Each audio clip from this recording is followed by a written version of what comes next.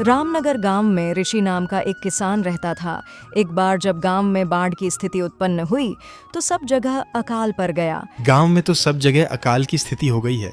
लगता नहीं कि अब इस गांव में ज्यादा दिन रुकना उचित होगा।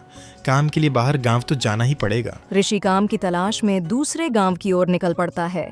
चलते चलते वह रामपुर गांव में आ जाता है। वहां उसका रहने का कोई ठिकाना नहीं था और उसके पास कोई काम भी नहीं था।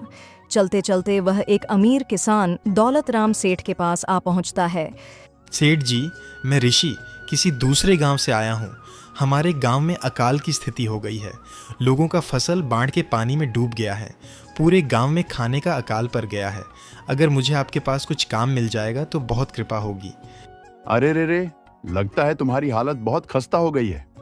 ठीक है, वैसे मेरे पास एक काम तो है, पर लगता नहीं कि तुम वो कर पाओगे। सेठ जी, आप चिंता ना करें, मुझे आप कोई भी काम दे सकते हैं। मैं वह काम पूरी मेहनत और ईमानदारी से करूंगा। अच्छा ठीक है ऋषि, तो कान खोलकर सुन लो। मेरे पास 80 गाय और 80 भैंस हैं। तुम्हें हर रोज उन जानवरों का गोबर निकालना होगा और रोज सुबह शाम उन्हें चारा पानी देना होगा। महीने के आखिर में तुम्हें इस काम के लिए 400 रुपए मिलेंगे। और हाँ, 2 वक्त का खाना भी हमारी तरफ से मुफ्त दिया जाएगा। बोलो, क्या तुम ये काम कर पाओगे? अरे बाप रे, 80 गाय और भैंसों को संभालना आसान काम नहीं है। पर अब मैं कुछ कर भी तो नहीं सकता और ऊपर से सेठ जी 2 वक्त का खाना भी दे रहे हैं। ठीक है सेठ जी, मैं ये काम कर लूंगा, पर एक विनती है। हाँ बोलो ऋषि।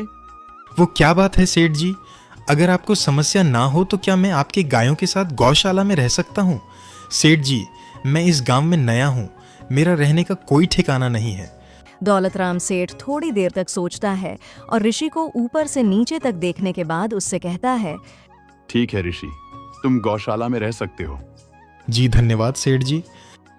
पूरी कहानी देखने के लिए कृपया लाइक, कमेंट और सब्सक्राइब करके हमारे चैनल को आगे बढ़ाने में हमारी मदद करें।